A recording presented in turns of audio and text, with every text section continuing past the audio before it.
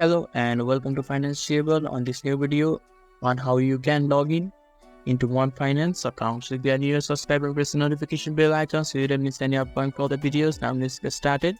So firstly, you need to open the web browser of your choice, and in the top of the web browser there will be an source bar. Click on the source bar, type One Finance and log in. And when you have typed it, just click on the enter in your keyboard and the source results will be shown to you. And you just have to click on the first source result, that is One Finance, and it will take you to the interface of the One Finance.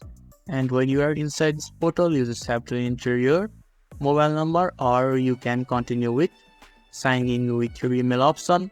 You can just click on sign in with your email option and you can just enter the email number. They will send you a verification code in your email and you will just need to press continue, and after that you just need to add the password or enter the password. And after that you will be able to log in into One Finance successfully. And if you want to enter with your phone number, you can just click on the phone number, enter your phone number. They will send you the verification code in SMS to your phone number. After that you just need to enter the password and you will be able to log in successfully into One Finance and enjoy each and every facilities and services provided to you by One Finance.